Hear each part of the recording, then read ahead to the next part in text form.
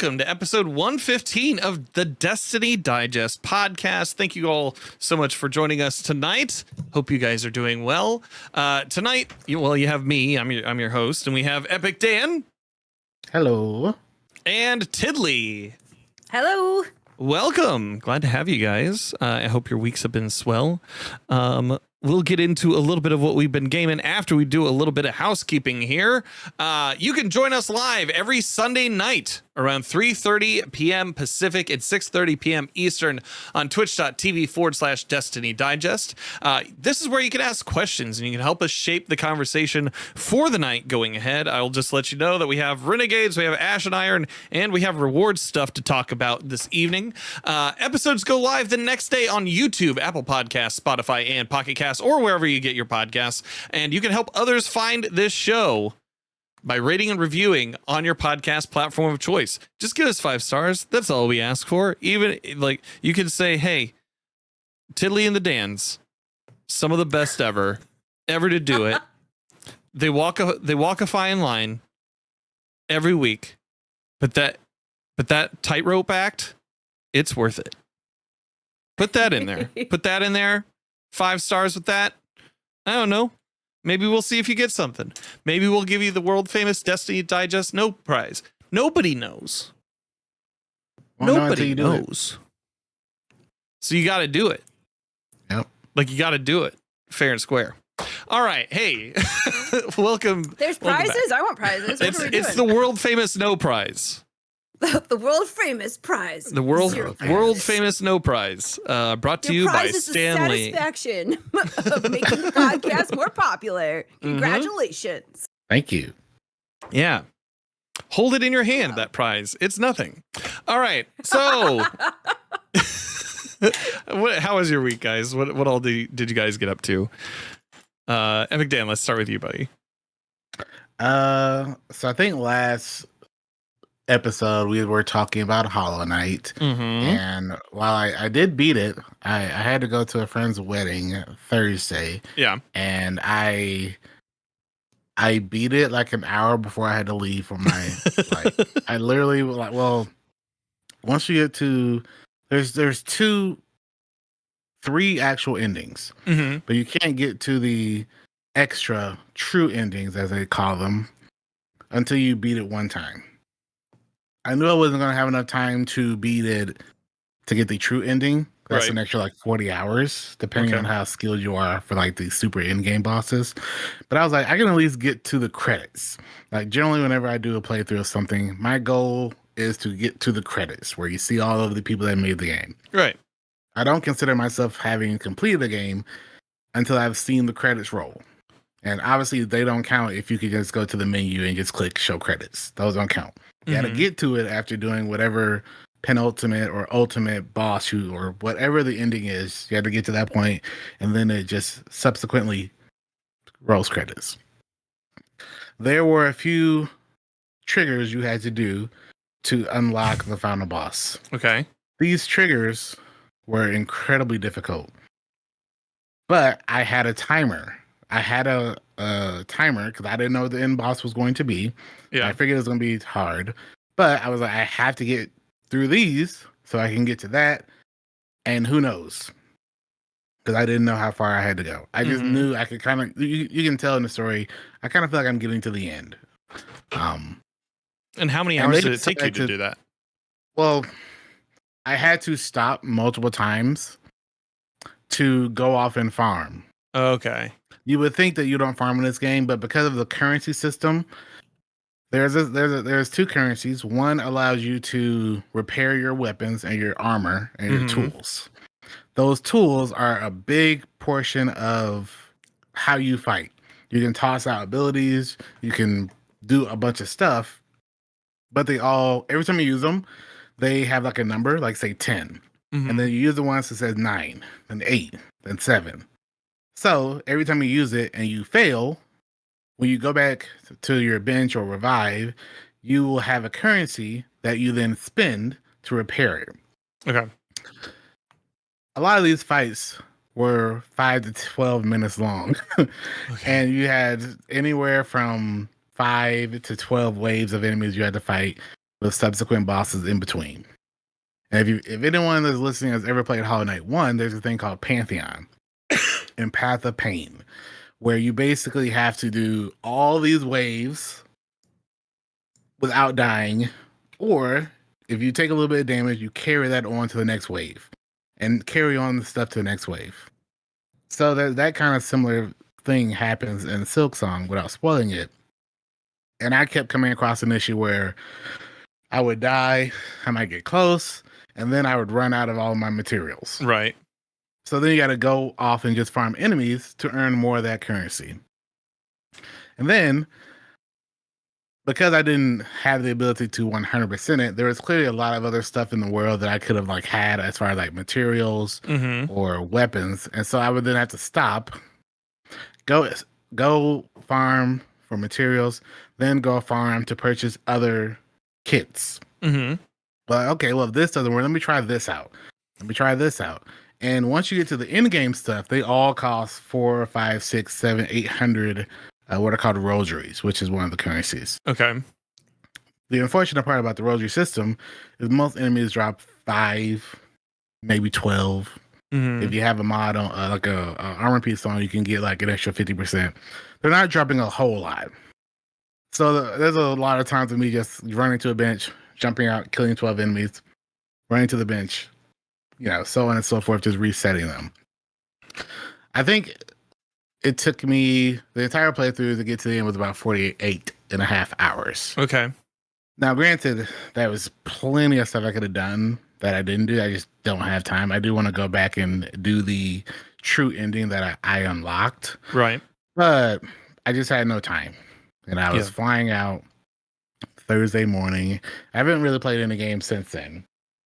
But I wanted to make sure at the very least I got that done because Borderlands 4 is coming out. I knew when I came back I would start prioritizing Borderlands. Yeah. So that's pretty much all I've played.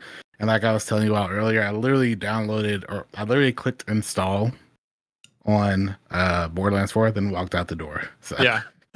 That's been my week. Heck yeah.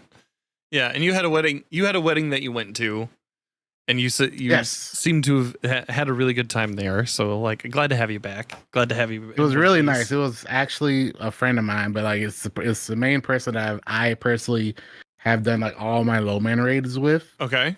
He got married, so it was really fun to like say like see them in person. It was really nice. I got the chance to visit some of the Midwest and see some of the landmarks and stuff. That's what I spent all day yesterday doing, is just like exploring.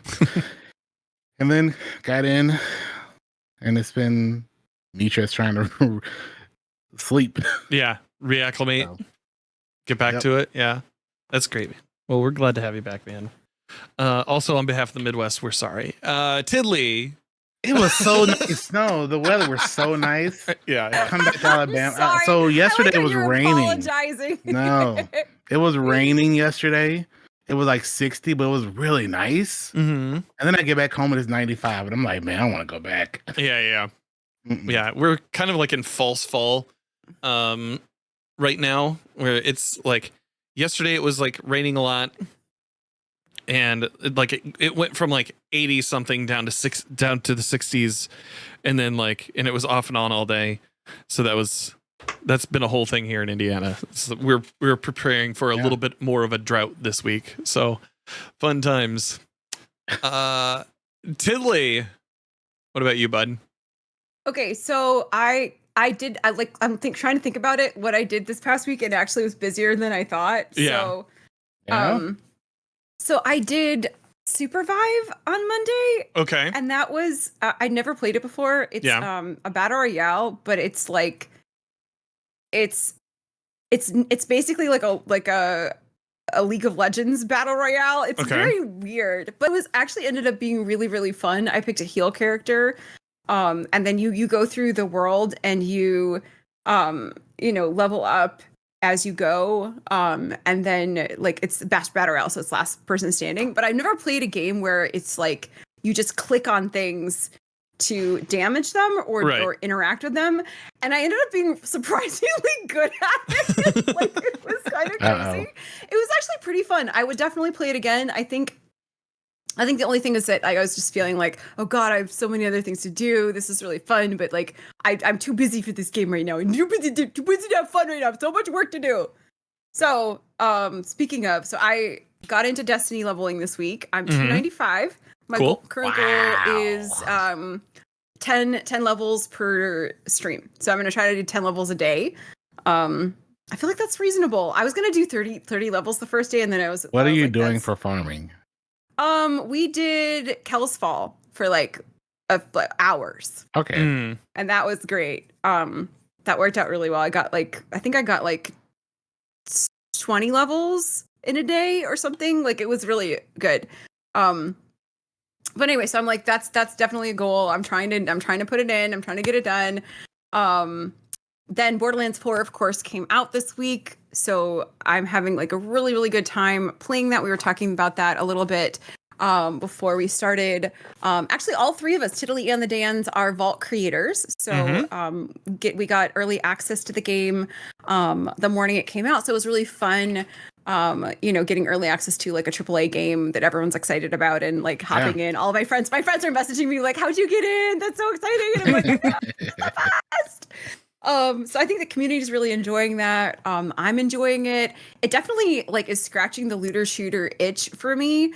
It definitely has a different personality from Destiny. Like it feel like this is my first Borderlands game, to be very clear. Okay. Oh, it is. Like it's kind of fun. Like I feel like I'm like I have a very fresh perspective on it because I haven't played the other ones except for Tiny Tina's. But it's definitely like it's more humorous, it's more gory, it's like a different personality than Destiny. But it like the looter shooter piece of it is very familiar, and like it's definitely I feel like it's a good fit for my stream and my community, and it's been a lot of fun to play. So we hopped back in today a little bit, me and Danfinity. So I'm like I'm really enjoying that. I actually feel like I at least for now I want to include it in the regular rotation along with Destiny. And then also I believe on was it Thursday or Friday? There's a new Marvel Rivals season, so I hopped in this morning. There's a new flying tank character. She's an off-tank character, Angela. Angela, hell yeah! Yeah, she's tank character. She is a muscle mommy. So she is hot and very chaotic in the matches that I've played. With her in it, she's a kind of like a chaos on the battlefield character, and also Daredevil's being introduced. So it's, but yeah, I mean, like it's the same thing. Like every season, there's like a meta shakeup. There's like nerfs and buffs, and so, just trying to figure out what the best situation is for that. But it is a very weird meta right now, so I'm not sure how much Rivals I'm gonna play. We'll see how it goes. It's very weird right now. When I say weird, I mean I play a healer, and they've buffed characters in particular that make it really annoying for healers to do their job, like flanking characters, like disruptive, like characters. Like it makes it really, really hard to heal. So that's why I'm like, oh, I don't know. We'll see how much I play. I probably will though. I love it. I still need my Fortnite umbrella. I haven't hopped in Fortnite in a hot minute. It just like we were talking about before we started, there's just so many good games that are out right now and so many ones that are coming up. Like it's right before sort of like the holiday season, and so like all of these big right before award season too. Right, exactly. So like all of these good titles are dropping. I'm like, I do not have time. For this.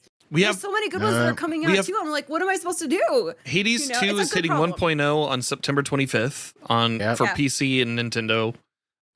You have Ghost of Yote Silent Hill coming out. F is the same day. Yeah. Oh my God, Silent Hill F. I hadn't even oh my God. There's just too much. There's too much coming out. It's good though for this reward season. Yeah, it's good, especially since Ash and Iron. Like, what did you say before? Danfinity. I called it a wet fart. I called it a wet fart. It's a wet fart right now, man. Just like. Well, at least that's what some folks in my community have been like. Hey, this is or at least on Tuesday. It's a blessing in disguise, because imagine if Ash and Iron hit really hard. So like I said this to my community Tuesday. Imagine if Ash and Iron was like, boom, chef's kiss. But imagine if Marathon also hadn't gotten pushed back. Yeah. As well. So we would have had all this stuff, including like wanting to prioritize Marathon probably, and wanting to prioritize Destiny at the same time. Yeah. Interesting. I didn't even think about that. just all these But- things are But I colliding. mean, to get a wet fart in isolation feels. It just it's that one sound. It's that one it's the one where like it's the fart with the reverb on it. You know exactly the one that I'm thinking, like that I'm talking about. Yeah. Like if you did not hear that in your mind as soon as I said that, there's something wrong with your mind because it's everywhere. But Is it no, wrong with their minds or our minds? I don't know. We'll see. We'll see. Oh no. My week. Yeah. My week was pretty good. Yeah, played a little bit of Destiny 2. Did some helps this morning. And then did like played with you, Tiddly, for Borderlands 4. Thank I'm you, really Ben, for doing that. Yeah, dude, it was so fun. It's like it was stupid fun. And shout out to Revealing Too Much and to Birdman 778 for coming and hopping in with us and playing Borderlands this afternoon. That was really, really fun. This is my second Borderlands that I've played at launch. This is my third Borderlands overall. So I played 2 way early when I started streaming. Because like people were like, hey, you should play Borderlands 2, like just give that a shot. Loved it, absolutely loved it. Borderlands 3, when that came out, I was like, I wanted to love it. I like the Vault Hunters. That grouping of Vault Hunters are probably some of my favorite from the series. Zane being my big one, Amara being my second probably favorite. But they like I played through on all those characters, and it was fun. Story was a little DLC was probably the best of like in that game. Mm-hmm. And then like I was a little worried about Borderlands 4 being maybe more of the same of that. And I know that they've talked extensively about like we're going back to the roots of the thing, right? That first mission, I won't spoil anything, but the first mission sets the tone for the game. And it is jokey, yes, but like there's some dead serious undertone to it that I was like, all right, yeah, this is what we're looking for in Borderlands. Like it is very much like Borderlands 2 vibes, and I'm here for it. Yeah. The open world's cool.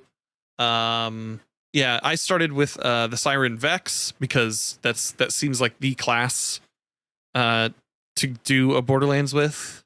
it's just best. It's great. I just saw a build where they were one-shotting bosses using Vex, so I'm gonna have to like go through and take a look. Yeah, at but were that video. they doing on normal or TVHM? It's Chadley. I don't know. I just saw the post of him one-shotting bosses with it, so I was like, all right, well, let's take a look there. I know like people were loving Rafa. So yeah, that'll be in my rotation for some time to come. I got the clear for so next week I'll be streaming Henry Halfhead and giving away a code for that for thanks to the studio Lululu. Henry Halfhead is a game where you're like this little tiny head, or like you're literally half of a head. You're the nose, you're the nose and the eyes and like the bald spot of a head, right? You're just kind of surfing along the ground, and then you hop into things to turn into them to do tasks. And so if you need to make a bed, you need to turn into the sheet in order to like push it over the mattress. Or you need to turn into the pillow and move the pillow on top of the mattress in order to make your bed. So it's just like a really cute puzzle game. I've had my eye on it for like a year, and when they offered it to me, I was like, yes, I will be there on day lunch. So yes, I will be a half head. Yes, I will be a half head. I already am one, according to some people on the internet. So no bald spot though. No bald spot yet. Nope. Yet. Seeing my father, it's coming for me sooner than it's most coming. But yeah, man. I didn't get to play a lot of games. Had IRL stuff happening all week. This month is crazy for work, and yesterday was a friend's 40th birthday. Went out for that, and then we went to a bar last night that's close to where we live, and they were doing like a halfway to St. Patty's Day celebration, and so all the pints of Guinness were like $5. So Jenny and I go to have a pint, and they just happen to be doing like a competition there called Split the G, which is like a TikTok thing where you drink enough, you get a full Guinness, and you have to drink enough so that you split, the foam is at the top of the line on the G, and the rest of the drink is underneath that G. That's called splitting the G. And I signed Jenny up for it on a whim. And she won. You're still. Oh my God! No way! That's insane. Like there were like that is 4. Not the ending I expected for that story. Not the ending I expected. There were 4 heats that day, and she won. She like her and somebody else tied for first in that heat, in that third heat, and so she has to come back in 2 weeks and do it again. I didn't know she was a drinker like that. Like no, well, see, here's the thing. Like we're not, but she was all day. Like we went to like a Oktoberfest thing earlier in the day, and they were holding beer steins out for like 5 minutes, and she goes, I could have done that. Like she kept saying stuff like that, and I was like, all right. You're and like, so okay, prove it. when they Prove it. like I wouldn't have done it except for like on the list there was only one more line, like there was only one more entry into that third heat. Yeah. And so I was like, well, Jenny's going to do this then. And it was like 9 minutes till. It was 9 minutes till. Yeah. And so I got us beers. I bought the beer that she had to drink for the competition, and like signed her name up. I came back outside and I go, hey champ, you have 9 minutes until showtime. I don't know if you need to practice or what. But yeah, she nailed it. And she got this little Guinness like insulated cup that has the Guinness logo across of it. Actually. Yeah, it's pretty freaking sweet. So it was just really funny. Some of the guys were like, how long have you been practicing to her? Like, and she goes, oh, like I haven't. And they just kind of looked at her. It's great. It was fantastic. I love it. I love it. To find out 9 minutes before having to do all that, then just like destroying everyone is just hilarious. I think that's the way to do it, though. I think the anticipation would make it worse. I think you just got to be like, okay, you're going. Yeah. Here's your beer. Go. You know? Go have fun. You're on. Hit it. Yeah. That's amazing. So she killed it. It was great. I love it. Awesome. I love it. You married a winner. Look at that. I did. You know what? I knew that though. I already knew that. Yeah. You're like, I knew she had it in her. So, Destiny 2, how like you leveled up. Fart. Let's talk about the wet fart. Okay. So yeah, Tuesday came with Ash and Iron. So Tuesday we got Ash and Iron. We got a Vidoc. We got a Vidoc for Renegades. We did get a Vidoc, yes. Yeah, man. So which do you want to talk about first? Do we want to rip the Band-Aid off the wet fart? Yeah, I think so. Talk about Ash and Iron. Yes. Yeah. So we got the reclamation activity. On Tuesday, we also got like a whole bunch of balancing stuff. On Tuesday, it felt like it somehow became more stingy on rewards. I think they said something on the day. Yeah, like I don't know. Things were stingy and things were bugged on the day. Yeah, that it launched. I don't know how they are now, but and so like from what I know, the stinginess is mainly because of how many modifiers versus before. There's a lot of modifiers you have to put on now in order to still get to that B plus A score. Yeah. A lot of people, from what I've been told, that have already done Ultimate do not like it. Okay. Granted, we kind of knew Ultimate was going to be like that version of it where you had to put all the modifiers on. But I don't think people expected it to be that big of a requirement to where if you're doing Ultimate and you want to get like a high score, you're probably doing negative 50, 60, or 70. Yeah. Yeah. which is it's hard to convince anyone unless you're gonna get absolutely showered with loot. To That's do, worth yeah. it. You To know, suffer through that. Yeah. That's fair. It's actually also the activity, I don't like it. Like it feels kind of Yeah. bad. It feels like you're put into a patrol. It feels like patrol the activity. And I feel like people were comparing it to what was that dreadnought activity where you couldn't heal? Nether. People are comparing it to the Nether, and I'm like, it doesn't feel like that to me. It feels like patrol the activity. Like There's not a lot of exploration. No, I not think at the only thing all. they compare They're it like, to oh is well, like there's how you can pick the stuff, the 3 choices. That's one thing I can maybe. see. Yeah, I mean, I think people are saying, oh, there's puzzles, there's things to figure out. I'm like, no, it feels just kind of boring and bad. Like it's boring and hard. So it's like it's like the worst. It's the same situation we had with Nether. Like it feels so like it's a cool environment. Yeah, we're back in the Plaguelands. Yeah, I do love that. I do love But that. like everything's so hard, which is fine. The difficulty is fine, but like everything just feels like a patrol because it's so slow paced. Yes. I don't feel like you're doing activity. Like if you were like tossed into that area, maybe just that one area, and you had like floods of enemies. Right. Maybe.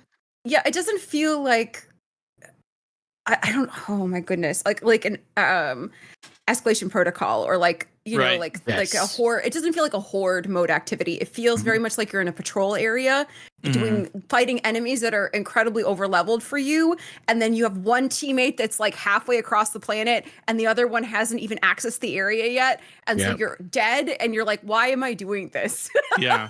it's just not good. Like I don't like it. It's kind of confused. Like they were hailing the return of the Plaguelands. Yes. And like I think all afraid to be that. Yeah, when you bring up like when you invoke that name, when you invoke what that is and what that means in the Destiny franchise, and then to have it kind of just be like, and here, like it was kind of a letdown. I've played a couple of rounds of it. It's not my favorite activity. It's probably one that I'll put down pretty quickly, unless there's like something crazy that's put in there. I wanted it to be better. The only good thing that you could say about this, and this does not make me want to play it, but it is a new activity that is in the portal that you can use to level. Yeah. And and one of the critiques I made last week was that the portal was like recycled content with the exception of Caldera, right? So it's recycled content. So it is new. Yes. But it's also bad. New. Yep. It's new. It's new and you can actually get levels. I was actually enjoying it for the first little bit. Like I the one day I played was Tuesday and I chose to like just sit down and just play. I think I played like 7 hours of the Reclaim. Oh wow. And I learned a lot about it. Like the loot was not plentiful enough for the time it took. Right. Tiddly, I already talked about the issues where, sometimes people would be AFK, and if you don't hit that little button to teleport, you don't get teleported forward. Yeah. Which causes issues for the people that are already ahead. Correct. Yes. I didn't know that. So like I went to get my food and I had other people just running it. I took a little bit longer than I expected, and I was still in the first section and they were at the third, and I could not go forward. I couldn't go help. And we wiped because of that. Because they just didn't have their third. And I was like, man, if I could have just teleported with them, who knows, would have been fine. And then you have the issue of while they don't want to bring back Siva. Yeah. And I know it's an impossible feat. But bringing back the Plaguelands without Siva just doesn't work. I don't know how else they can say it. It's just unfortunate. In my eyes, there is no Plaguelands without the Siva. And even if they do the whole thing where like, apparently there is, I'm not too sure. I tried to find it myself because some people said they found him. There are dead Siva bodies in some of the areas in the corners. Okay. And the fact that you can even, if that's true, I guess, have you seen them? So, like, what do you mean by dead Siva bodies? Like, I've seen tendrils, like just grayed out tendrils that look like. Apparently have been told to me, and I only spent one day, that there's a bunch of dead bodies in the Plaguelands, but there are some that if you know what a SIVA looks like, you can tell that that was a SIVA that was like, you know, dead from when we closed off the Playlands. But like, you can tell like that asset in some way, shape, or form. I haven't seen it, so I can't confirm it. Right. But there would apparently be, depending on like which version you pick, in the Playlands, you can go off to the side and you can see a splicer SIVA, like that version from like RAF and all that. I don't know. But regardless, if there was SIVA in this, instantly makes it better. And I know they can't do it, but I would have preferred for Playlands to not return without SIVA. Yeah. Like, I get why they would, because it's a cool area, but yeah, I get why they would get rid of SIVA because it's the do everything button. But like, it's just, like that part of it bugged me a little bit. Something that one of my friends from the community, or from my community, brought up, Matalat. So with Ash and I, so Matt purchased Edge of Fate by itself as a standalone DLC and didn't purchase the full year. So they've earned a bunch of bonuses to activities, a bunch of things that they were able to use during the first part of Edge of Fate, that now with Ash and Iron, they are locked out of the paid portion of the game, of the rewards track. They just get the free track, not the paid rewards track, even though they purchased the DLC. And they don't have access to their bonuses anymore, which is annoying. Like, if I would get it if that was like, is there any fine print anywhere that like says this update technically isn't Edge of Fate? That I don't know. I would like. That's such an interesting thing. Why would you do that though? Like that? Yeah. Because I thought there was no like new expansion or whatever you want to call it until Renegades. Right, exactly. So like that's what I was thinking. And what I'm going to do is I'm going to share. I'm probably going to edit this into the videos just to highlight what this looks like. But they are completely locked out. That's crazy. They didn't get the new pulse rifle at one. Nothing. It's just like they're locked out. I like I said, I could see it if it were like Renegades coming up.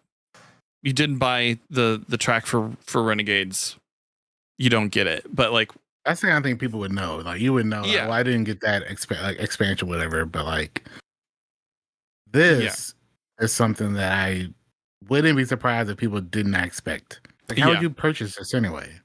Yeah. And it's just a very confusing thing. And so if you've encountered this, or you know somebody who has encountered this, like, right, you can comment on our Spotify and our YouTube channel with this kind of stuff, and just let us know, because it's concerning and weird that they. How much silver would this cost? Did he tell you that? No, he hasn't. Matt's in chat right now, so he might be able to. Because this thing is $10, which I'm thinking, like, because generally some of the stuff, it's like 1,000 silver is what Matt says. Yeah, so $10. That's that just seems steep. Like to dip otherwise, in, this is a free update. Yeah, what I'm saying to dip in like this, major update. It's weird. Like, it's weird to double dip like this. And maybe this is absolutely a double dip. Yeah. Or buy the upgrade to the Ultimate Edition, which is on sale. Yeah. But how much is that? Yeah, Matt could write that. I think the problem with this has always been, someone asked me about this right before. Mm-hmm. As far as like how Bungie has always had an issue with segmenting content and purchasable content, and making it be very clear, like, you spend this money, you get this content for this amount of time. And I've always said, this is speaking from a total position of privilege, that it always makes more sense, unfortunately, for me to just purchase a year expansion and just not have to deal with it. Right. Yeah. Now, I understand that I'm probably going to be I know I'm going to be playing it throughout the year. So it's a no brainer because I know Bungie has a history of not being able to make it just point blank clear what you're purchasing with an expansion. Mm-hmm. And year after year, year after year, even when you have free updates, like it doesn't make sense. Like this rewards pass should definitely be a part of anyone that owns Edge of Fate. Mm-hmm. And it just is mind blowing that you're probably gonna have a lot of people having to shell out an extra 1,000 silver. Mm-hmm. Just When they weren't to pick up expecting it. when they weren't expecting it. Yes, because we all look at this Ash and Iron as a free update, and they pushed it as a free update. They did. Mm-hmm. Yeah. Which is probably the issue, is that they pushed it as a free update. So when someone that purchased Edge of Fate because they wanted to purchase Edge of Fate because they wanted to be a part of the game for Edge of Fate, so they don't know if they want to play Renegades. They want to, a lot of people don't purchase over the year, outside of us that are probably going to play it throughout the year. So it just doesn't make sense. I feel like if there's anything that should be a higher talking point, is this. Mm-hmm. Which is just interesting that I didn't even hear anything about it until I would have thought the Iron Banner armor being a big talking point, the stern being a big talking point, and all the other issues with Ash and Iron. I would have thought the financial one would have been a bigger talking point right now. Yeah. And that's super unfortunate. Like that's probably how they're going to get away with this. I don't want to say they're getting away with it, but that's probably how it's not going to be as big of a talking point. But if this happens now, this is going to happen in Renegades. Yeah. Or I guess unless people call it out, unless there's enough people call it out. Yes. Yeah. And so, yeah, it's. I just wish they would fix it in the sense of making it. I feel like we talked about this. I said this last week. Making it very easy for someone to know what they're purchasing and then when that expiration date of content is. Yeah. And the only time that's super easy is when they give you the big Humble Bundle package or you just purchase the yearly expansion, including everything. Mm-hmm. It just doesn't make sense why they don't want to make it super easy for a player to know this is all the stuff I get for my money. Right. And you have to kind of boot up and just hope and pray that you are still, you're still up to snuff with everyone else. That's so unfortunate, man. Yeah. It's just unfortunate and just a weird thing that happened, and I hope it gets fixed. We wouldn't see it because we already have most of us have the seasonal stuff already added. So yeah, and here's another we get that for free.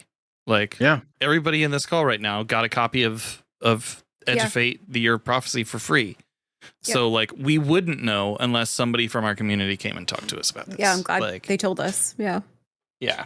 It's so weird. It's just so weird. The only way for them to solve that is to purchase the extra silver, right? Yeah. That's the only way of getting it. Yeah. Shell out an extra $10. Yeah. So that it doesn't seem right. It's weird. So outside of that, we have the axe. Here in the next couple of weeks, we have the axe dungeon, the dungeon that gives us the axe, right? Yeah, the actual axe as a weapon for a change. Mm-hmm. Yeah. That's so exciting. So yeah, that'll be cool. What else? So it says Iron Banner will be back next week, and the armor apparently has good set bonuses to pair with Wolfsbane. What was the controversy with the Iron Banner? One question about the exotic. Sure. Now that I look at this, if someone doesn't have the rewards pass, can they also not do the exotic mission? Dude. Oh man, I would be so upset if oh man. Because this is technically free, free expansion. This is all included. But now that I look at that, I'm like, wait a minute. This exotic mission coming is probably tied to you owning the rewards pass. Mm-hmm. Kaylor says no, they said it was a free update. So I hope it's included. I really hope it's included because otherwise it's just more bad news on top of bad news that they said that this was the exotic post was a free inclusion. You know, I'm just putting it out there as something I thought about. Just hopefully you're right. Yeah, the exotic pulse rifle. At least you can get that on like I think it's 30 on the free rewards track. Yeah, it's like 30, 35. Yeah. It's like you can at least get it. It's just like you don't get it day one. I think he's more upset about the bonuses that he's already earned on the previous track. Yeah, that's fair. Yeah. Lapsing over. Like it's just like like he's trying to do that power grind right now. Yeah. So like, yeah. I'm willing to wait and see. Yeah. I just wish we had a very straightforward answer for what is included and what isn't, and yeah. Because how do we throw our community? Like, we don't know. Yeah, we don't know. Mm-hmm. So with this, we're also getting an event toward the end called Call to Arms that will go live with Devram in the tower with a focus on the weapon foundries to stress test the latest and greatest gear they produced. There's a competitive aspect to this event as well with some cosmetics for players at the top to earn like a helmet ornament with a mohawk tail of flames. There's exotic ornaments to earn as well as rewards to help with the season 2. We are taking this from the Reddit rundown of the Ashen Iron and Renegades view part or the Vidoc thing. There's also a new stasis crossbow available through a low drop chance of any of the events above, including this week. And then in Call to Arms, there will be the option to focus for it. Have either of you had the crossbow drop? The stasis crossbow drop and run for me for like 4 or 5 people, but I haven't gotten it myself. Well, that's one day, but it looks cool. It's chill clip. That's what people like, but I think its use case is probably not going to be as high because of temporal blast being gone, but it could be neat for like stasis / prismatic stuff. But right. I'm just going to wait for Call to Arms or Arms Week or whatever and just focus it then. Mm-hmm.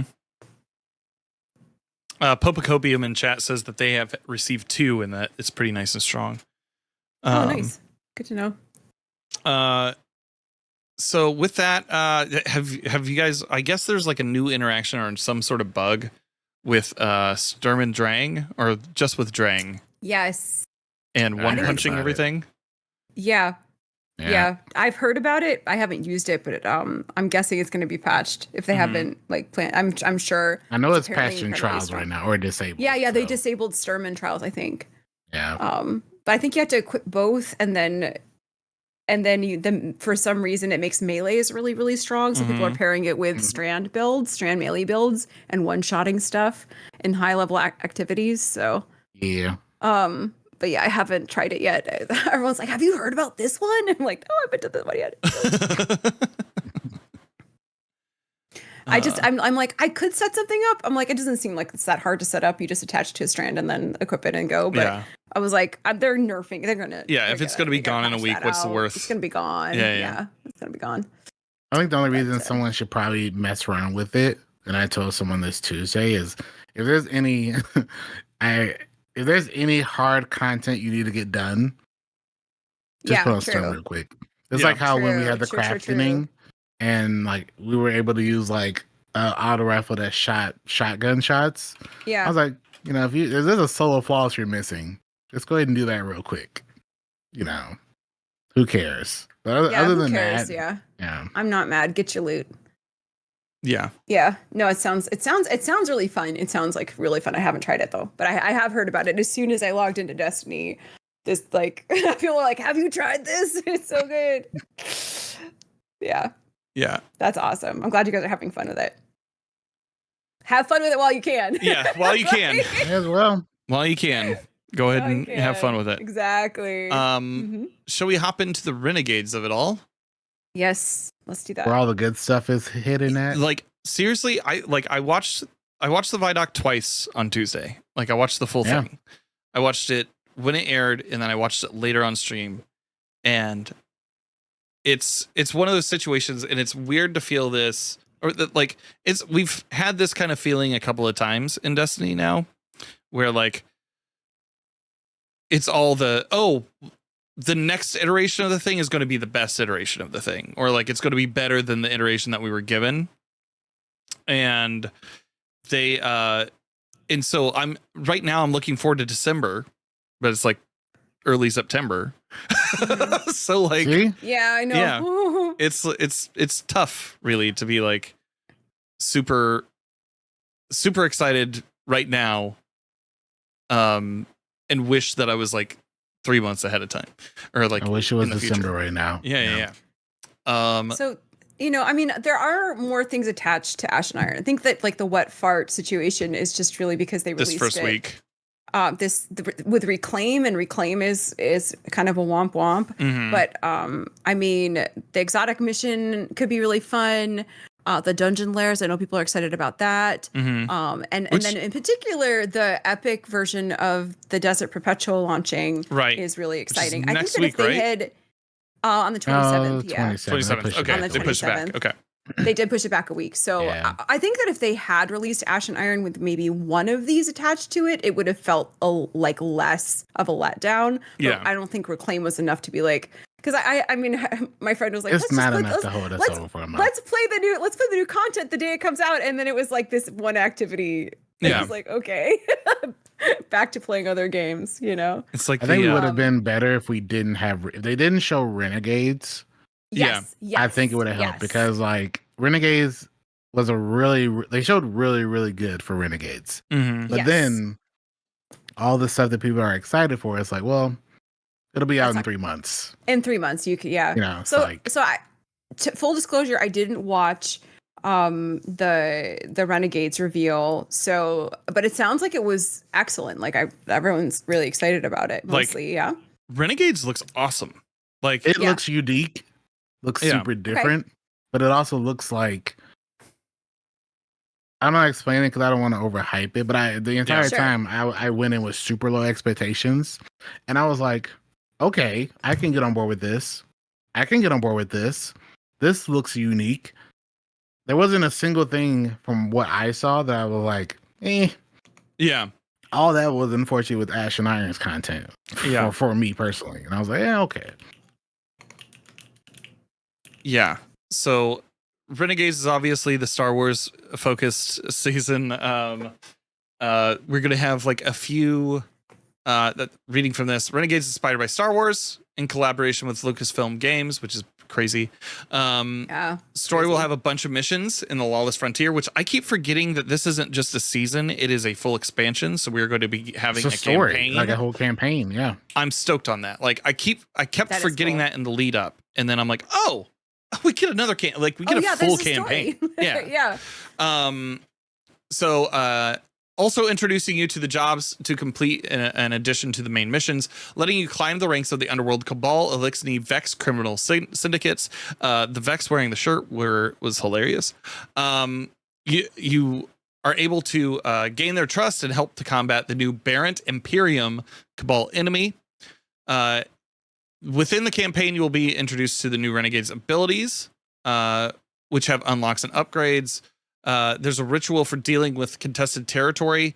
You'll be able to target the syndicate you want to take down. So like you can kind of push and pull against like different factions there.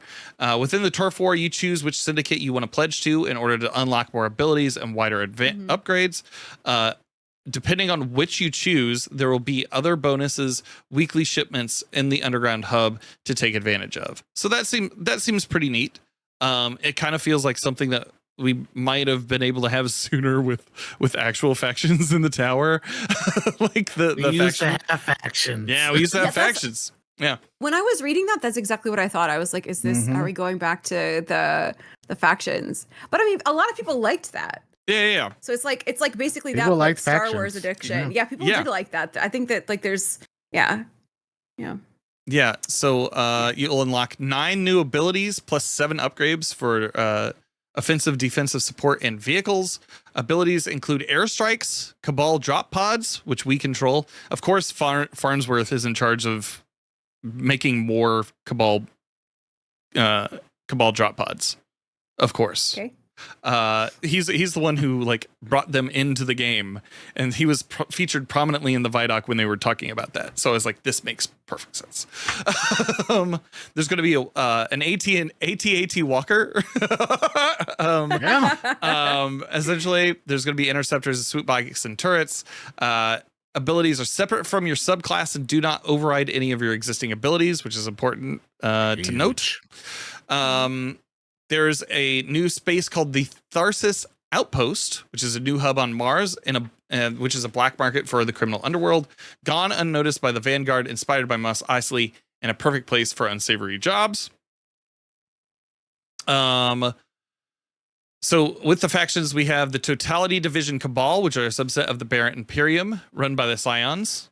Piker Elixni, atheist or anarchist biker gang who follow relics instead of the machines, and Tharsis Reformation Vex, who are Vex that have broken away from Maya, who are now wearing clothes, and think wearing clothes, doing crime, beginning to think what it means to be individuals.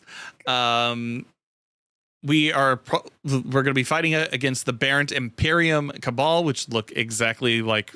It looks so cool. Yeah. They look like stormtroopers. Like they have that like shiny white plated armor.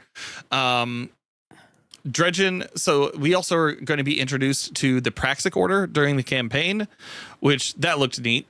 And we've had several things pointing to the Praxic Order in Destiny 2, but I think this is the first time that we're seeing somebody from it. We've had exotics. We've had weapons that had like in the flavor text talking about the Praxic Order, the Praxic Fire, and all that. So it's pretty cool.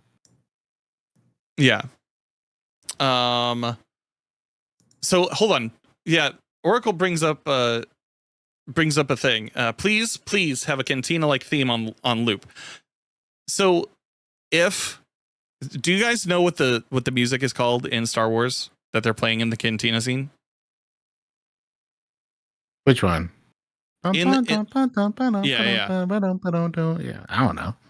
It's the cantina scene. It's called Jizz Jazz. No. Yeah. So hey, wow. Sign me up. Okay. All right.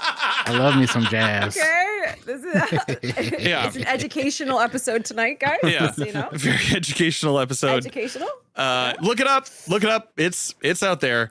I think there's even a video acronym for something. No, it's not. George Lucas said it like with the whole chest during an interview one time. Yeah. There's got to be a clip there. Is that a new Destiny clan or? Jeez. So anyways, new plan for Renegades. Moving on, we get an activity called the Lawless Frontier, which is like an extraction shooter bit added into Destiny, where you can. What I liked about this is that so you can decide to play with your friends and go for rewards. If you don't want to be invaded, people are saying it. Helldivers if you don't want to be invaded, you don't have to be invaded. But if you would, you get better rewards, and also somebody is opting in to invade on the opposite side too. So it's a mixture of Gambit without it really being a competitive thing, which is kind of nice. I like looking at some of the menus that they had on the screen. I'm wondering if this is like a soft test for Marathon. I felt the same thing. There was a lot of it. I was like, this feels all the menus really everything they showed in Renegades felt different. Yeah. I don't know if that was just me. It just felt like they were trying new things on how they present content and screens to the player. Yeah. It felt very much like they were might be testing some things for Marathon in Destiny, and maybe some loops or something before that comes out. I mean, this is an extraction activity, so it could be. Yeah, that was just interesting to see, and something that I put together. It's purely anecdotal. I have no idea.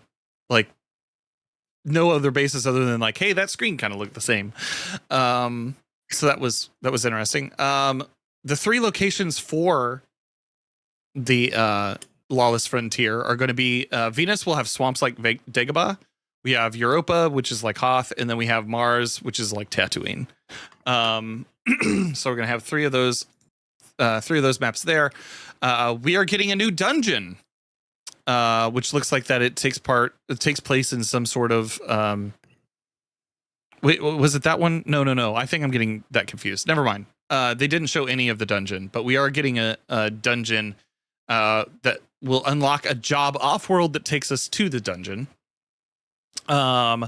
We are receiving some weapons, so we get 3 blasters, or some blasters shown. The one that they highlighted was the one that looked a lot like Han Solo's, which I believe the assistant director called, like, we have it's left me now. But like, you have to charge it up and fire it. It's not just like a straight up like just firing your shots. You have to charge and then release the bolt, which is kind of sounds satisfying. Yeah. It like all of the Star Wars sounds in this are going to be off the chain. They did a really good job pulling them into this game. Yeah. We'll be getting a Destiny lightsaber in the Praxic Blade. So awesome. The blade is highly customizable in both gameplay and visuals, with parts, components to discover in the Lawless Frontier, Turf War, and Dungeon to make it your own. They said it feels exotic. It does things no other weapon in Destiny is capable of. Love it. Yeah, we get the Cabal Walker. Quality of life changes. I think this is like probably some of the biggest stuff that they talked about. Like, all of that is just like is the nice like window dressing, but I think this is the meat of what's going to be best about Renegades is so power, climb, and improved rewards. So Renegades Lawless Frontier jobs will be part of the power climb. Desert Perpetual Raid and Renegades Dungeon will be more dependable sources of power with weekly challenges and encounter power drops. These will be additional to what we have now. Desert Perpetual Epic Raid and Renegades Dungeon will have all their drops be tier 3 at base. So no more getting tier 1s and tier 2s from the Desert Perpetual Epic Raid. They're adding more challenge. Adding more challenge will drop tier 4s and 5s. Renegades, the baselines for rewards will be brought up to the level of solo ops experience and incentivize playing in fire teams more. Bonus engrams will be a constant way to accelerate the power climb with Renegades. There is going to be new weekly ritual and portal variety. They mentioned Vanguard orders will be objectives that you can complete without having to pick up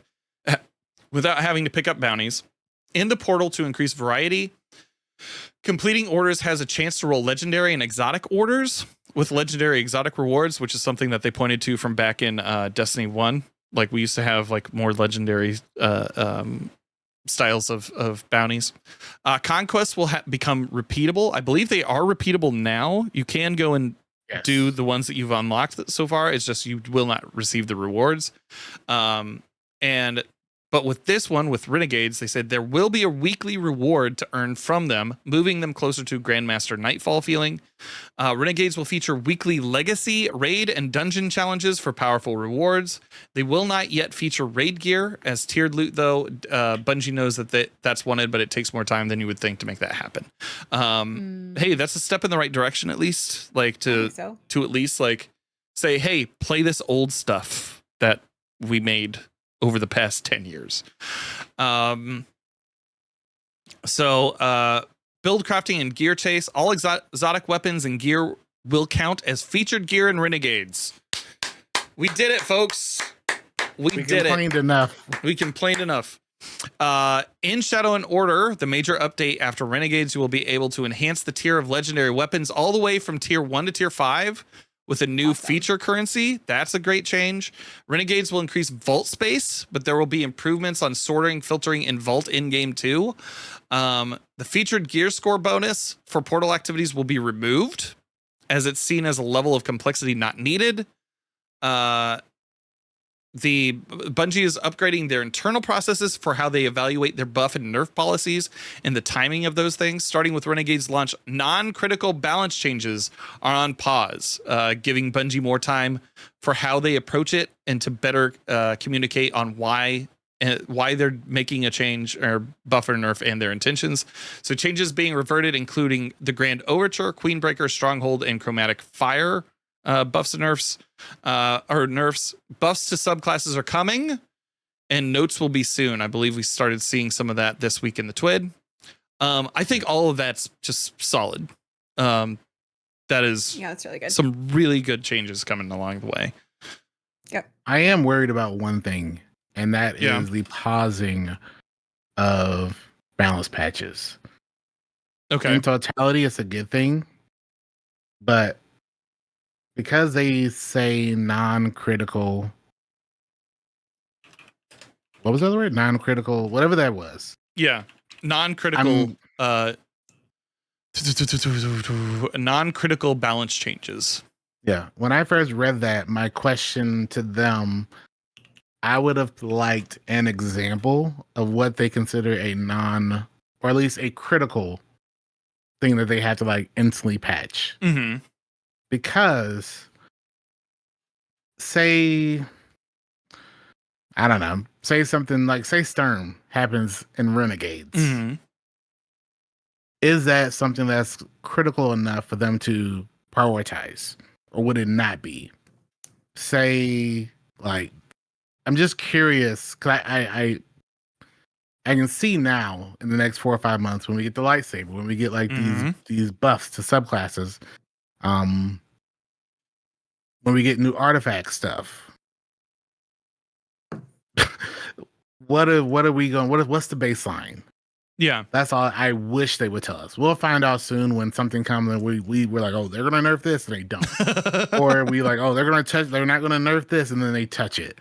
So I'm really curious. Like that's the only thing I'm like, since they are going to pause it and we have no timetable for how long they're going to pause it, I'm curious what's going to be that like line that they think will not be crossed. Yeah. And what thing will come out that when they do prioritize it, we're like, okay, well, as long as it's not this, we're fine, you know? Right. Yeah. So that's going to be really interesting. I'm almost wondering if it's like, if it's something like Sturm, where it's like game breaking, where like it's doing an unintended amount of damage. Yes. Even the temporal blast crossbow last season. Like if Yeah. under these parameters, that probably means that doesn't get touched, is what I'm saying. Mm. Yeah. So maybe it's not critical. Yeah.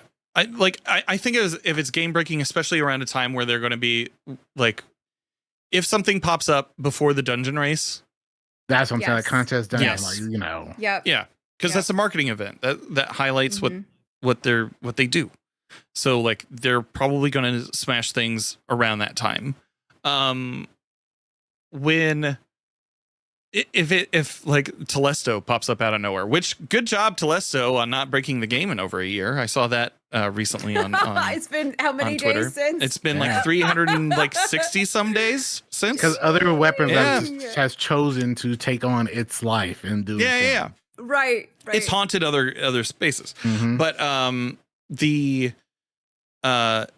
but like if it's something like that where I feel like that is then critical. And like probably something that they would consider critical as well. That's all I wish they would like have said, like just a little parentheses, just saying, for example, X or something. Yeah. Just so I knew like a little like, okay, that's going to be interesting. Like, yeah, like I'm excited for December. I wish I was excited for tomorrow and the I next wish it was December now. You know, that's okay. There's other games to be excited about. Exactly. This is what I said. Yeah. Exactly. Kind of good. Yeah. Really I don't good. have to waste any time playing Destiny. I can play all these other games from September and October.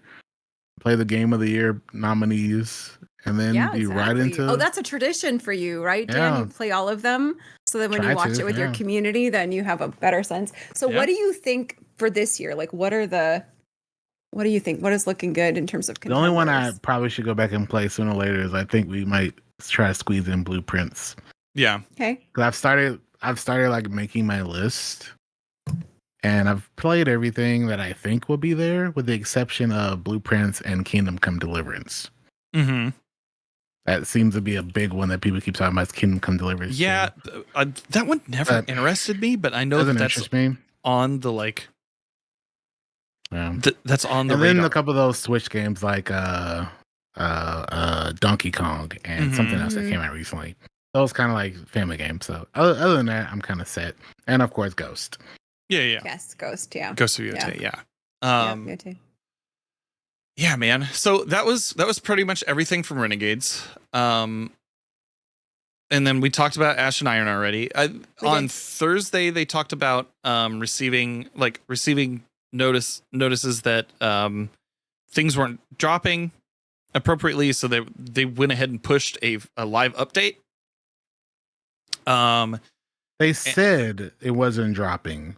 Yeah. But I went back when I was in the airport. I had plenty of time. I went back and looked at some of the old TWABs. Mm-hmm. And either they made a mistake or they're trying to sweep it under the rug as far as like what we were expecting to get versus what we're getting now. Because if I'm not mistaken, I think 451 and up was supposed to be getting +2s, and 400 to 450 or 300 or something like that. You're supposed to be like getting at the baseline +3s. Yeah. To speed up people catching up into the 3s and 4s and 5s. Yeah.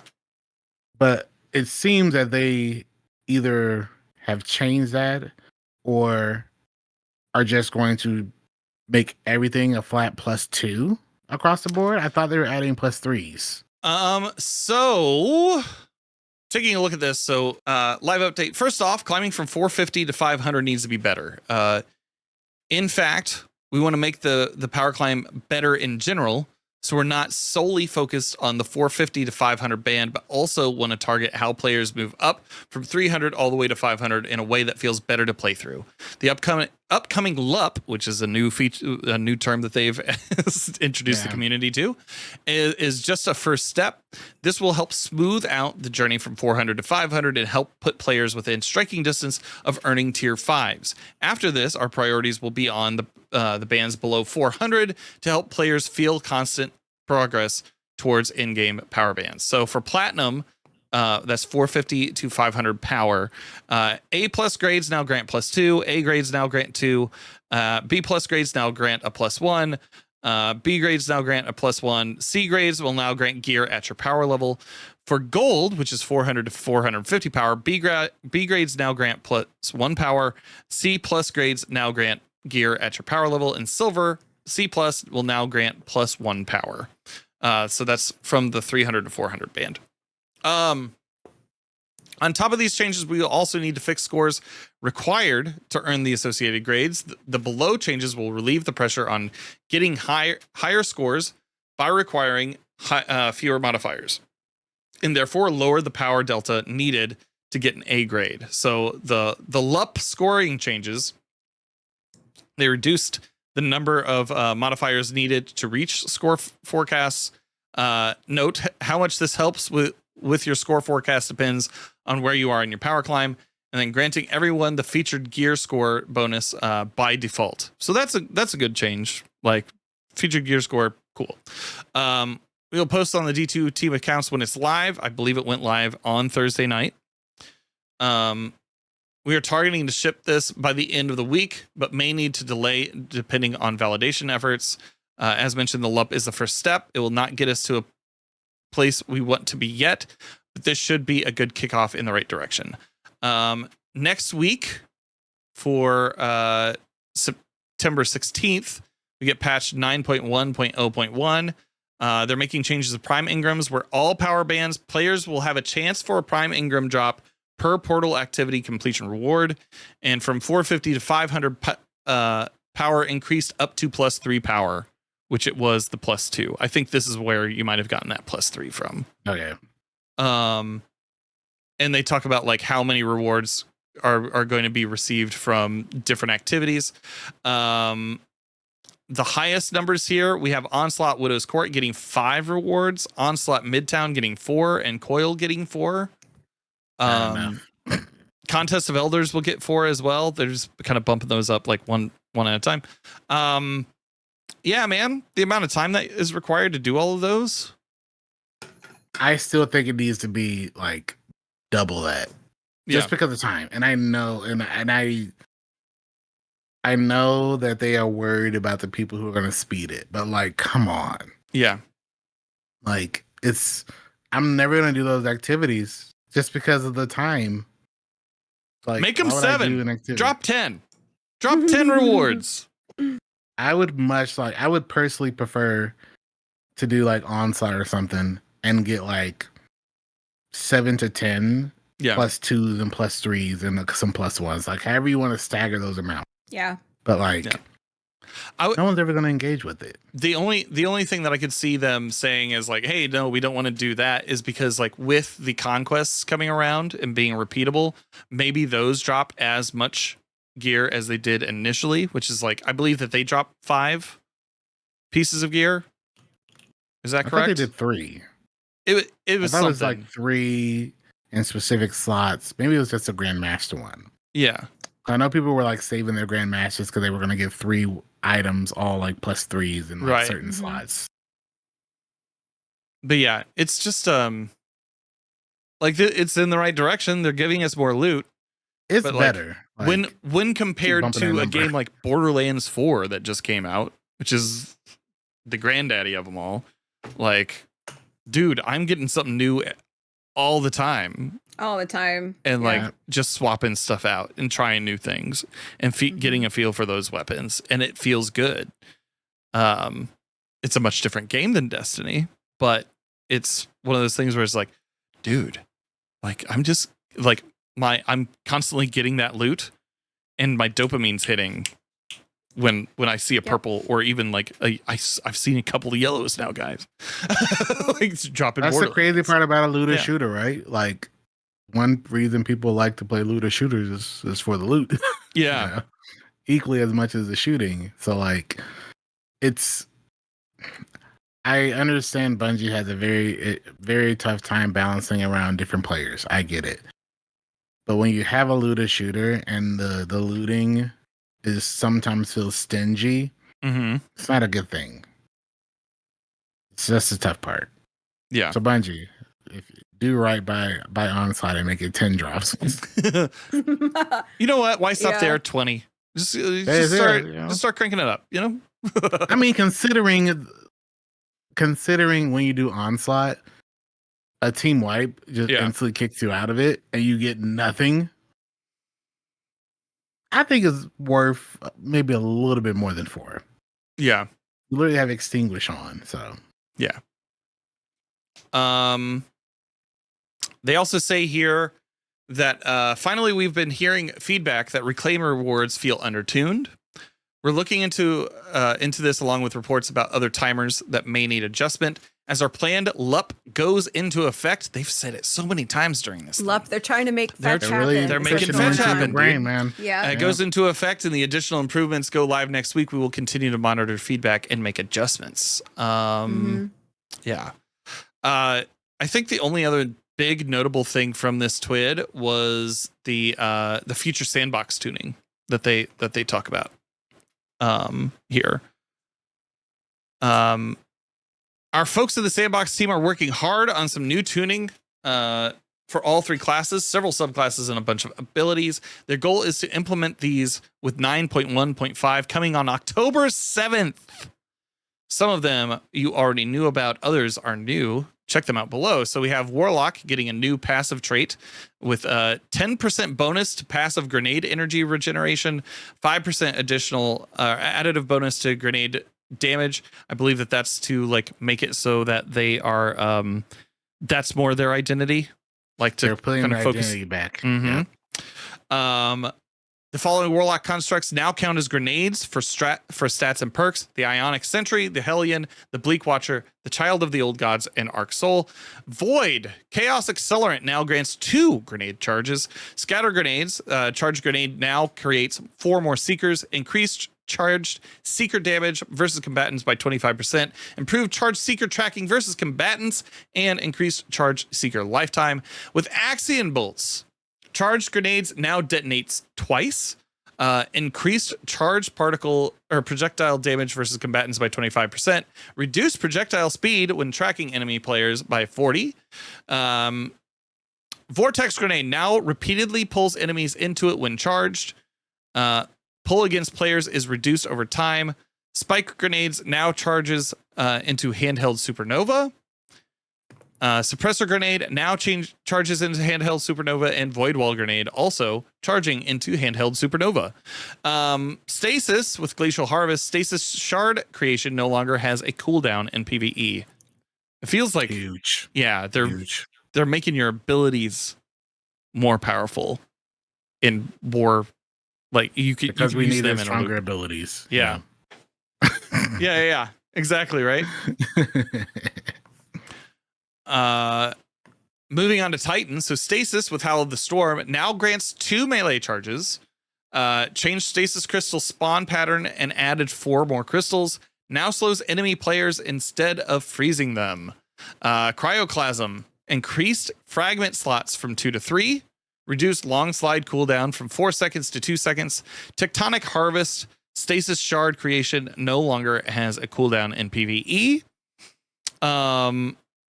Void, the Unbreakable. So reduced grenade energy drain speed when holding shield. Reduced forward movement slowdown when the shield is hit by an attack. They increase fragment slots from 2 to 3. Blast now disorients enemies for a short time. With Bastion, no longer increases cooldown time in PvE. Hunters, new passive trait, increased passive movement speed bonus. This is now equivalent to the old tier 10 mobility. Increased Hunter default sprint speed from 8 meters to 8.6 meters per second. Hunters now have 10% bonus to equip weapon speed, or to weapon equip speed. This, like, hunters just sound really dumb. General Marksman's Dodge now picks up nearby ammo bricks on activation. Now reloads all weapons on activation. For Strand, Suspending Slam no longer increases cooldown duration after use. Suspending enemies with Suspending Slam now gives Woven Mail. Duration scales with number of enemies suspended. Threaded Spectre increased fragment slots from 2 to 3. On Solar, for On Your Mark, they rescaled stack count to a maximum of 10 stacks, with precision hits giving 1 stack, precision final blows giving 2. Final blows on 10 stacks cure the player. Precision final blows at 10 stacks no longer give radiant. Stacks On Your Mark now give weapon stats. So max is 50 weapon stat at 10 stacks, still grants previous reload benefit. Golden Gun Deadshot refunds ammo to Golden Gun final blows instead of on ignitions. Now extends super duration and final blows. Energy dismisses with final blows, so gains reduced in PvP. The final thing here, Stasis's Grim Harvest. The Stasis Shard creation no longer has a cooldown in PvE. So there's some like big shifts there on class identity, at least, like to at least make them so that they have an identity. Removing those cooldowns are huge. Yeah, that's gonna be nutty. I want to see what that means for in-game and challenges, specifically for some of these things. Titan not getting nearly as much love in that department of like, hey, here's your identity back. Yeah. True. Do they need it though? Well, as somebody who's forced to be a Titan main, I'm going to say yes. Dan? You literally have the strongest melee and grenade right now. I want a little bit more. Okay. Yeah, well, If we can get, with the exception of like the grapple hunter stuff, it's Titans have been the play for at least since Edge of Fate. As it should be. Yes. Okay. No. All right. Yeah. Yeah. The only thing I will agree with is that it would have been funny if they reverted the prismatic and slots. 'Cause I know that they're the only ones that now have like a lot of less slots than everyone else. Yeah. And so I will absolutely agree that now you have like all the warlocks and hunters be like, yay, more slots for our stuff, and now the Titan's like, I got nothing but my hammer. Right. And my slide. Well, Yeah. I'll say this though. Like, I like that with at least for Prismatic. Like Prismatic, the trade-off there is that it's a jack of all trades, right? Like it is a thing that does everything pretty good for the most part. Whereas like if you wanted to define your identity as a solar titan or as a stasis titan, what have you, it's paying off more to actually dive into that identity. Lean into the class identity. Yeah. Yeah. Like Yeah. that Yeah, I'm that's that fair. I'm into. Yeah. I think it's fair for warlocks to be excited for this most. Mhm. Oh, And absolutely. I fear for hunters in PvP now. Oh, like you're in fear from them or fear for them? Yes, they get fast. They just get to move around faster. Yeah, they're just fast. Like equip speed, like Fast as fuck, boy. by default. Yeah. I'm gonna lose in my Western shootout every time because I'm gonna be like half a second slower than them every time. Yeah. Mm-hmm. It's gonna be pain. It's gonna be pain. That's all the news and everything. Do we have anything else that we want to add before we start getting into community questions? No, I'm good. No, chef. Okay. No chef. Epic Dan, why don't you read the first one that we have here from Subsistence Sasquatch? I gotta play back up. Put me on the spot, Called on teacher. you. I He called on me. know. I'm gonna start calling on everybody. I'm in school. I'm ready. God, With I the was that spoils kid, of though. games this month, which am I most excited to play? This month or in general? Because like, Yeah, it says this month plus. So I didn't know if that plus was like meant to be there or not. yeah. Okay. I'm guessing that Honestly, a week ago would have said Silk Song. Well, 2 weeks ago would have said Silk Song. Even though I haven't played Borderlands yet because I haven't had a chance, but I'll be playing it later. Mm-hmm. I personally say Ghost of Yote. Yeah. That's my. I've changed throughout the year. At first, I said my game of the year was Claire, Mm-hmm. and it was Claire until Silk Song. Right. Now, I could be biased. I waited 7 years for that game, but it exceeded my expectations, and I'm perfectly fine with saying if the year ended now, it would be my. If I had the website now and I could vote, I'd vote Silk Song as my game of the year. However, before I knew Silk Song was coming out, I had been saying since Claire came out that I think Yote is going to be my game of the year, and I'm still waiting for it. So that's the one I'm still most excited for. I get that. Yeah, like, man, this. Where to begin? I liked Clear Obscure. I still need to finish it. I need to go back and finish it. But Have you seen all of the dialogue around Clara though? No. What's the new dialogue?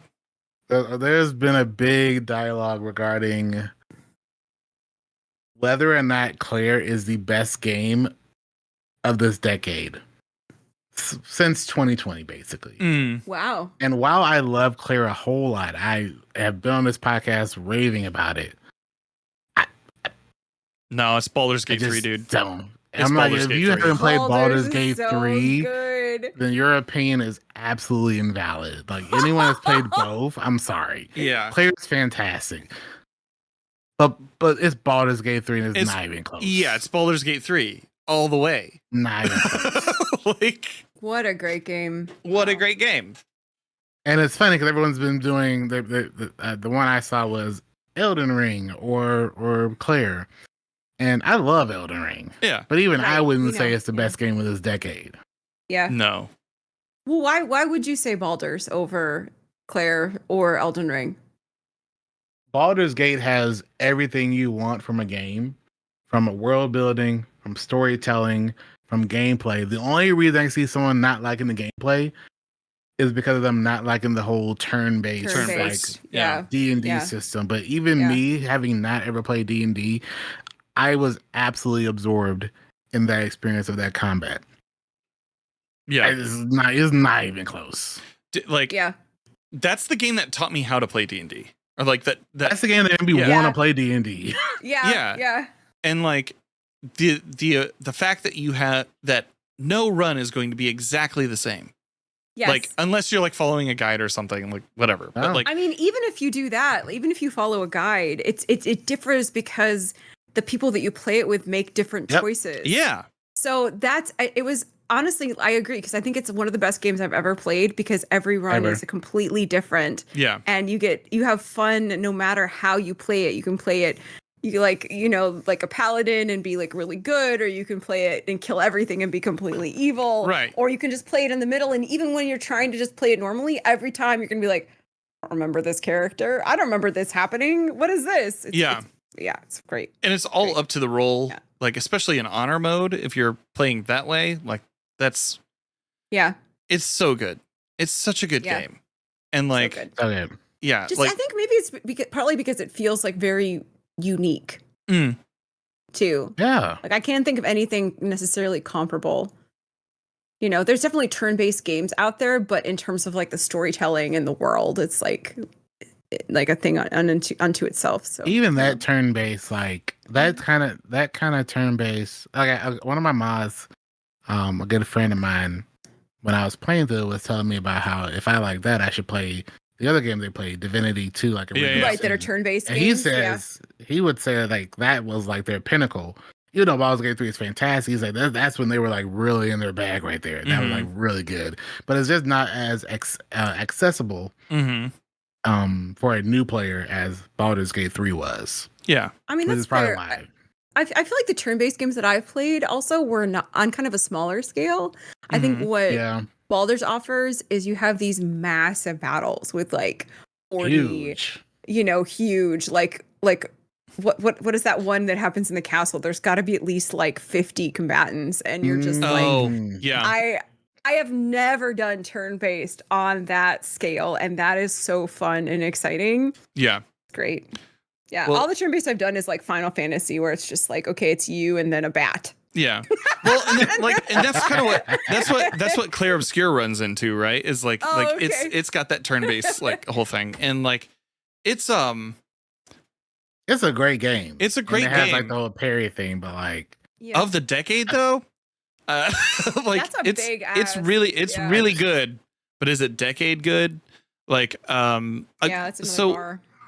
Yeah, but this year has already been stacked. Like has it been stacked, or has it been stacked like the past 2 months? We also have to consider history of everybody thought GTA 6 was coming out this year. And so this is true. Everybody was trying to avoid that by all means necessary. Like, and it was what was it? Right, was it May when GTA was like, all right, we're pushing into 2026? Yeah. And so like it wasn't until then that everybody just kind of like unclenched their sphincters and like let out a breath that allowed them to I wonder what relax. would have come out though. Like, would we still have had the same release schedule for games if, like, would you say GTA 6 would have been coming out in November? But historically, it's come out in September. Yeah, I think they were aiming for September. I think they historically they were. You're right on the money there, but like, I also think that like everybody wanted to get out of its way, and like the whole meme of like Silksong being like, oh, is this the year that it comes out? Is this the year that comes out? And then like it just kind of shadow drops. Or like gets shadow announced. There you go. And then like it's like the same thing for all of the indie games. Exactly. Indie games are like, well, we're gonna move Baby Steps, which is a game that is nothing like Silksong, pushed its release back 2 weeks, right? Because yeah. Well, I mean, I love that. I mean, it really feels like you know, the GTA situation created this space where like other games could shine, you know, so it's like the oppressive shadow was lifted and everything else was like, okay, now all this cool stuff can come out. It's done that, but it's also made for a very stressful last few months if you cover games in any capacity. It's going to be stressful no matter what, because when we get in next year, you're going to have games pushed up and pushed back again. Because of GTA 6. Right. Yeah. Mm-hmm. Right. So, and whenever Marathon comes out, because it's scheduled, I think, for the last half of it has to come out by March. That's true. So that's a good question. There's just a lot to come. An add-on to that question, Gray Fox 2K30 asks, so question for everybody on the panel, who was your final group in Baldur's Gate 3? Oh, in the final fight? Yeah. Oh. It was me, it was me, Lae'zel. Lae'zel? Mm-hmm. Lae'zel, Karlach. This is kind of my default. Lae'zel, Shadowheart, Karlach. And me was a fighter. That's a good question. Lae'zel is I don't like her at all. What? I don't like Lae'zel. I don't like Shadowheart. That's my wife. That's my mistress. What do you mean? Shadowheart.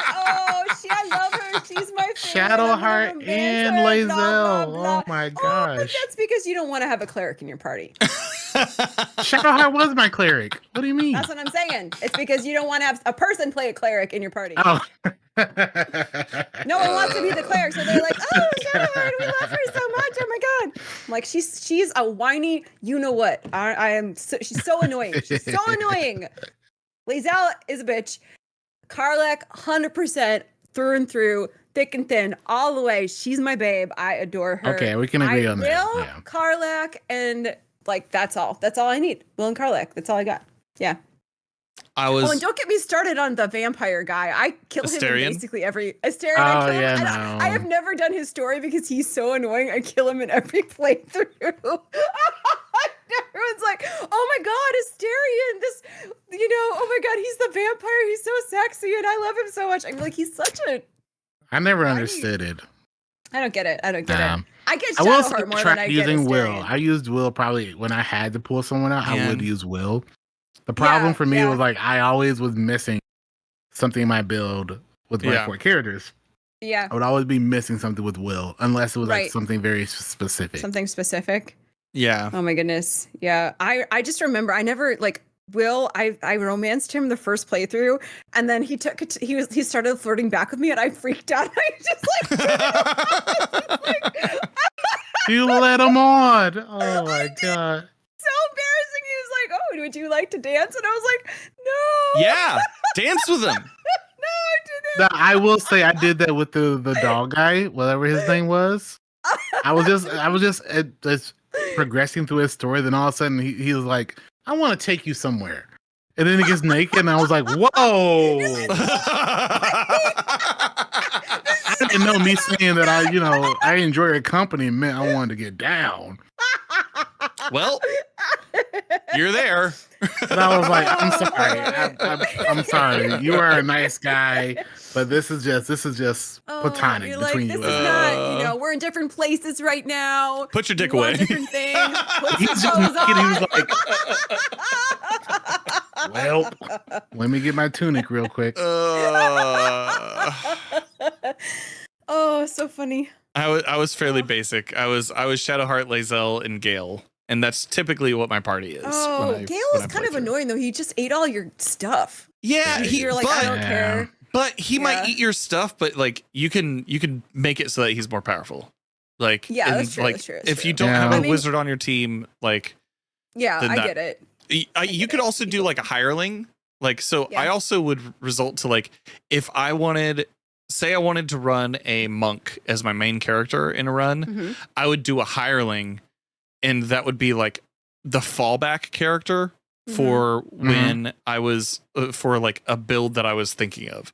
So like if I wanted to do like a ranger, I would have a ranger in that spot where maybe Lae'zel would be, and then change like have the monk be the main and all sorts of stuff. So I still need to do an honor mode. I think I'm going to choose a bard for that because that just makes the most sense. Yeah. But yeah, good question. Good question. Yeah, great question. Great question. Great question. Great question. Good job. Great question. Yeah, there's so much coming out in the next couple of months. I'm probably like to answer the actual question. I'm probably most excited of the games coming up in the next month. I would say Baby Steps is probably the one for me. Like Ghost of Yote is like there, but Baby Steps is just such a weird concept and just such a very dumb game.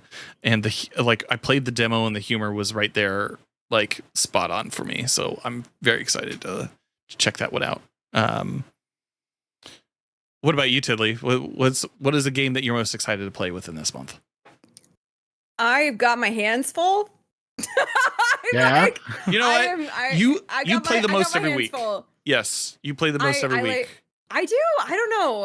I feel like I am playing a lot of different things, but I'm got my hands full with Destiny, my Destiny homework, my Borderlands homework. Yeah. And I can't believe you're actually leveling. I'm sorry. I still can't. I want to Guild by Conquer, man, and I need to level to do that.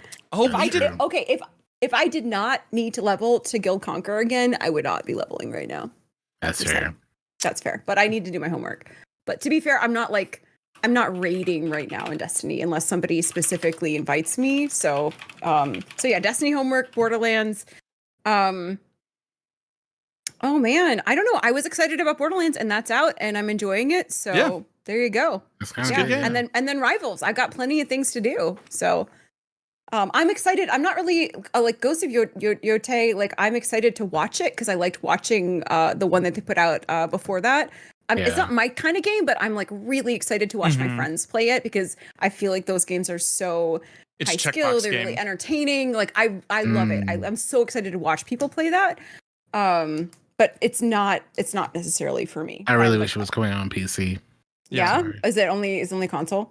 Yeah, I just don't think I'm going to enjoy it as much playing it on with a controller. With a controller, can you plug in a mouse and keyboard and make it work or not? I'm sure there's a way. You can zim it if you really want to do that, but yeah. Oh, also Destiny Rising. I haven't tried it. My friends are loving it. Yeah. Like if there's any other game I'm going to add to the rotation, it's that game. But I feel like I have other work to do first. So yeah, I gotta get it done. With feet. I haven't played this week, but. Yeah, you're like, oh yeah, that's right. That one I have to play. That one too. Oh, you know what I mean? That's how I feel. I'm like, oh, I got so much to do.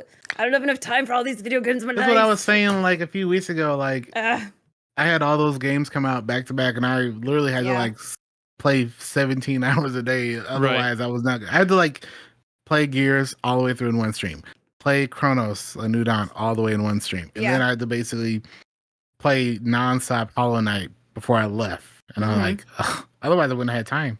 Yeah. And now at least have some time to just like really engage with Borderlands for a few weeks for Ghost. Yep.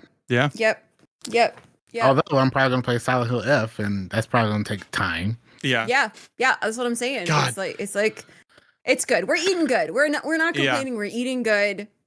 It's very cool. We're complaining about the fruits of just all the games right now. Yeah, like this is a good. We're just all eating the fruit, just like without finishing it though. It's just like, all right, it's. You're like, oh god.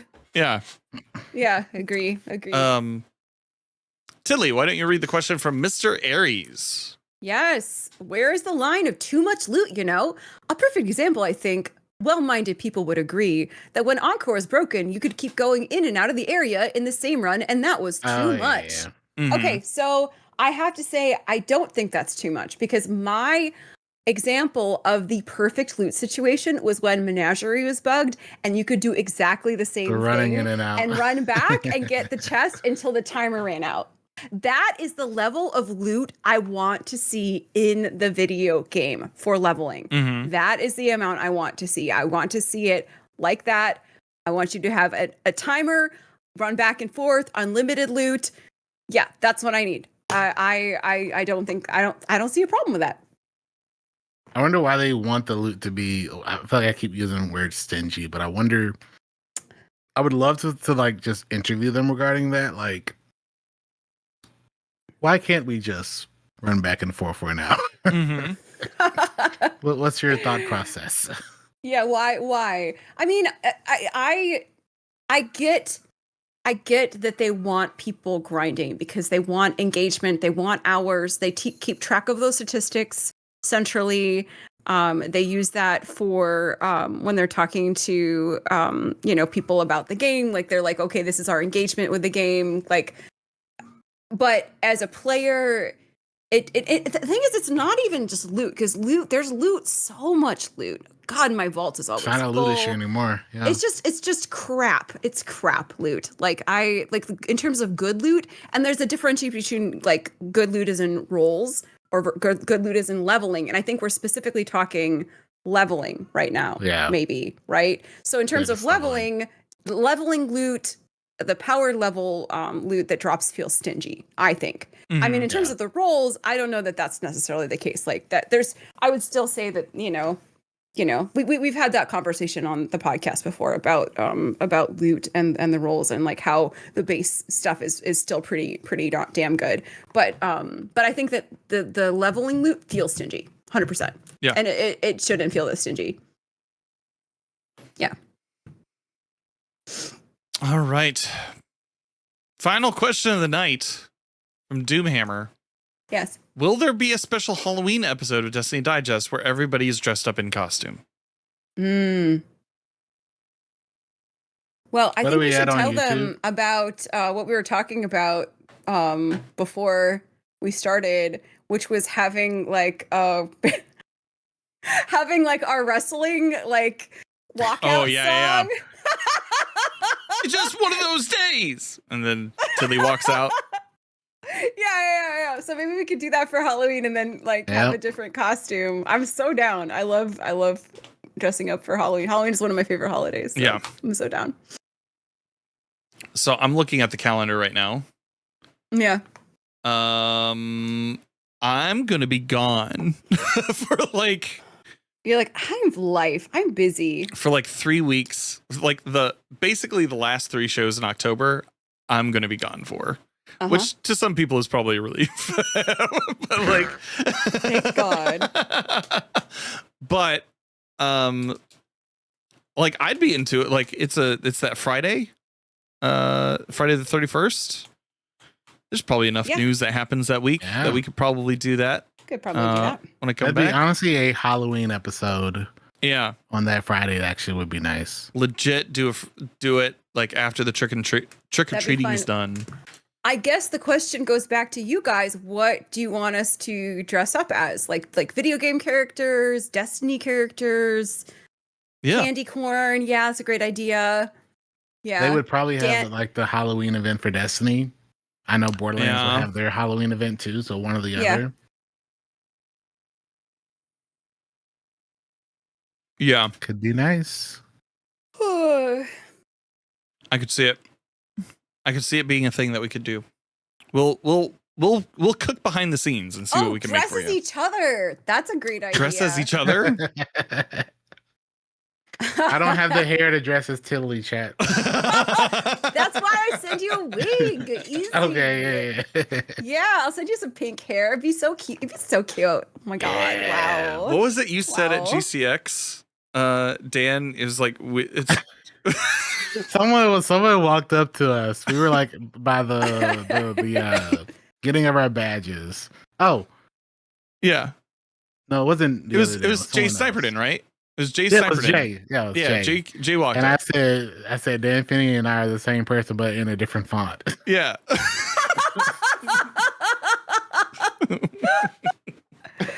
Oh my God, it'd be so crazy if the Dans dressed up like each other. But I feel like one of you needs to dress up as me. Yeah. I feel like Although that's... Or we both dress up as you. I can pull off the facial hair. I mean, I can. I know I can. So... Yeah. Yeah. Absolutely. We'll try to figure it out. Yeah, I like it. Good idea. Roll the dice. We'll try to figure it out. For you guys, just about anything. With that said, those are all the questions fit to print. Let's tell people where they can find us online. Starting with you, Epic Dan. Where can they find you online, sir? You can find me at twitch.tv/epicdan22. finally getting a chance this week to hop into the Borderlands and catch up with everyone. Mm-hmm. And also on the YouTube and the TikTok and the Blue Sky. Heck yeah. Tiddly, where can they find you, bud? Yeah, I am twitch.tv/Tiddly, live Monday through Friday, 9 o'clock Central or so. It's tough because it's starting to get darker later, and I'm just like, oh, it's so hard to wake up to stream. But in any case, if you come by for Auditory Caffeine, I am that obnoxious morning person that you've heard of and dread. So if that's your kind of thing, come by. I'm also available on Blue Sky at Tiddly. Heck yeah. And my name's Danfinity. You can find me on the Twitter and Instagram, danfinity.gg. This week, playing Henry Halfhead, giving away a copy of Henry Halfhead on Tuesday. Going to be playing Borderlands with the Reset Boys on Tuesday as well. Thursday, probably more Borderlands. Next Sunday, PvE helps, unless everybody's like sick and tired of it. and all that stuff. More podcasts. This week I'm really working on to try to get my like content schedule lined up, thanks to the help of one Sam Bartley helping me out. Yay! So very excited to be working with them. They're great. Yeah. So that's pretty much it for me. Thank you so much for listening, and we hope you find what you're grinding for.